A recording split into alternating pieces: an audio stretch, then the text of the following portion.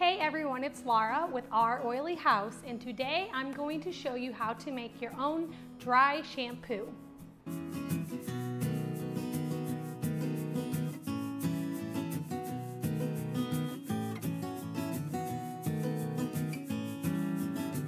Okay, so a little backstory on my hair. Back when I was in high school, I used to wash my hair every single day. If I didn't wash it every day, it would look oily and greasy. I always envied those people that could go several days without washing their hair and it still looked clean and nice. My sister was one of those people, and she said, you have to train your hair. So it sounds silly, but the science behind it actually makes sense. Your scalp produces oil, and whenever you wash it, you get rid of those oils. So therefore, whenever you wash your hair, it doesn't look oily and greasy. But your scalp remakes oils, so the more you wash it, the more oil your scalp is going to make. So basically you have to train your hair to make the right amount of oil for your scalp. Now this isn't true for everybody. Some people just have oily hair or produce more oils, but for me it actually worked. About a month in of washing my hair, about every 4 days, it stopped looking so oily. The oil production that my scalp made regulated, and now I can wash my hair about every 4 to 5 days and it always looks really nice. So I was really glad that I went through that training period and got my hair used to being washed less. When I very first started this process, dry shampoo was my best friend because my hair looked gross and I could put dry shampoo in and it would make it look nice and fresh again and look like I had just washed it.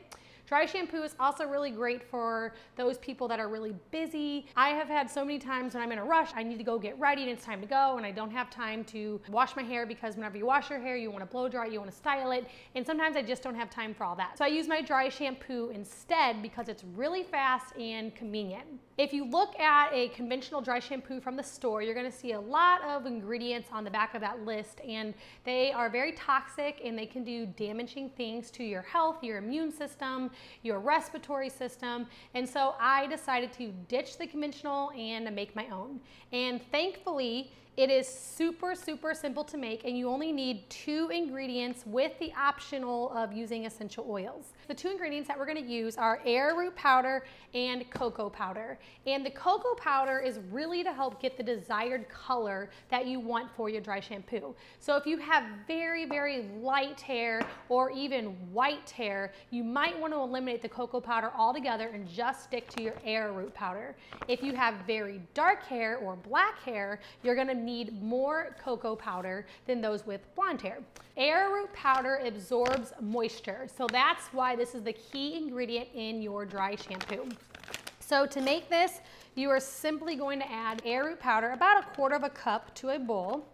And then, like I said, depending on the color of your hair will depend on how much cocoa powder you want to add in. My hair is kind of a dirty blonde, brownish color. I guess it's brown. I don't know. I've always said I had blonde hair, but I think as I get older, it might actually be brown now. Whenever you start adding in your cocoa powder, make sure to do less, and then you can always add more later because you don't want it to get too dark. So I'm just going to add in about 1 teaspoon of cocoa powder because I've made this before and I know that's what works for my hair. And then you're just going to stir it together. And whenever it looks about the right color, I mean, it doesn't have to be the exact color of your hair, but if it's really light and you have dark hair, you're going to be able to see it in your hair. So that's why you add the cocoa powder, just to kind of get more of the color you want. Then you have the option of adding in essential oils. You only want to add in 5 drops. I'm going to show you the oils that I like to use. My favorite one is lavender, just because I love the way that lavender smells, and it also has really good benefits for your hair and your skin. So I usually just put 5 drops of lavender in mine, but I also have here some peppermint, melaleuca, and cedarwood. These oils are also really great for your hair, and they can actually stimulate hair growth, and it can help thicken your hair.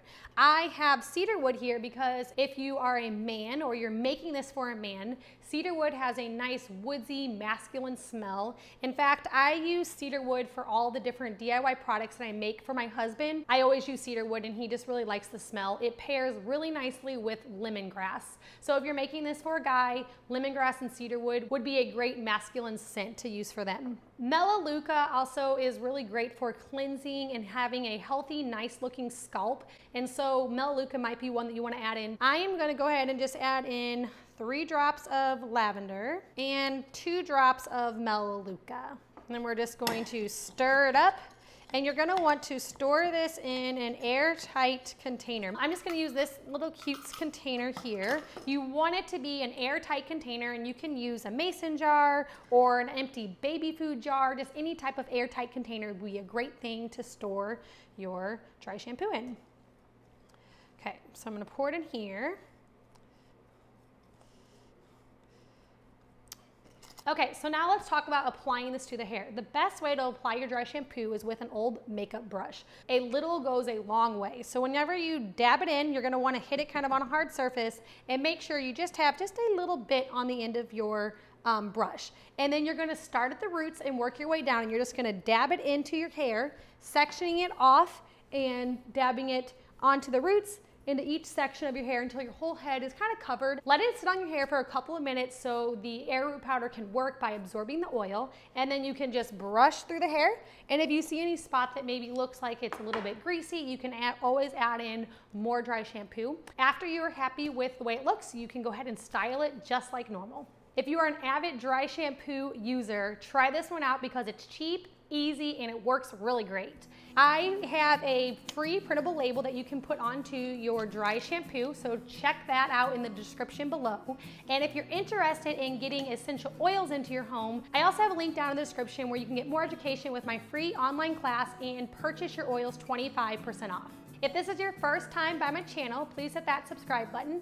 I get out new videos every single week on essential oil education, DIY recipes, and natural remedies for your home, health, and body. Thank you so much for stopping by our oily house.